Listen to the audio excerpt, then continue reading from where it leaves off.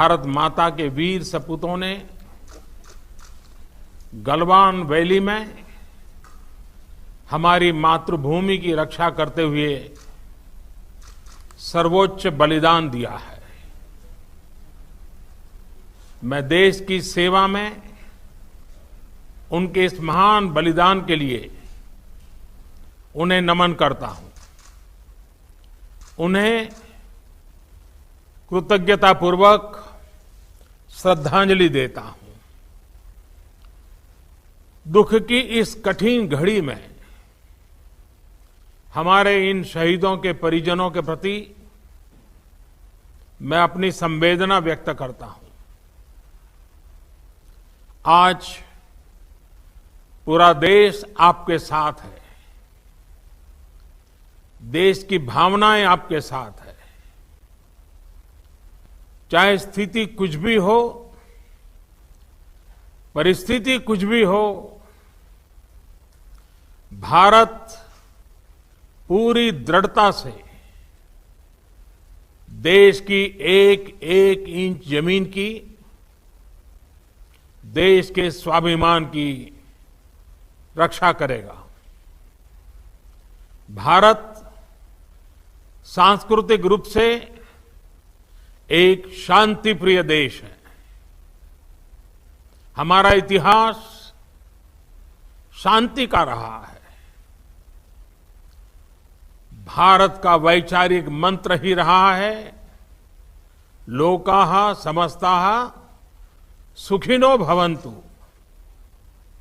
हमने हर युग में, पूरे संसार में शांति की, पूरी मानवता के कल्याण की कामना की है।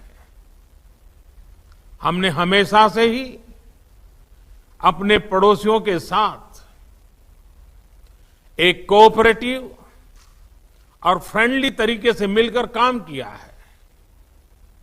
हमेशा उनके विकास और कल्याण की कामना की है।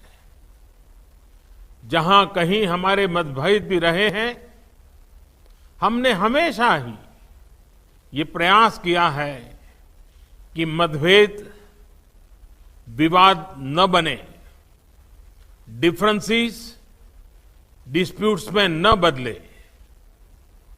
हम कभी किसी को भी उकसाते नहीं हैं, लेकिन हम अपने देश की अखंडता और संप्रभुता के साथ समझौता भी नहीं करते हैं। जब भी समय आया है, हमने देश की अखंडता और संप्रभुता की रक्षा करने में अपनी शक्ति का प्रदर्शन किया है, अपनी क्षमताओं को साबित किया है। त्याग और तितिक्षा हमारे राष्ट्रीय चरित्र का हिस्सा है, लेकिन साथ ही विक्रम और वीरता भी उतना ही हमारे देश के चरित्र का हिस्सा है। मैं देश को भरोसा दिलाना चाहता हूं,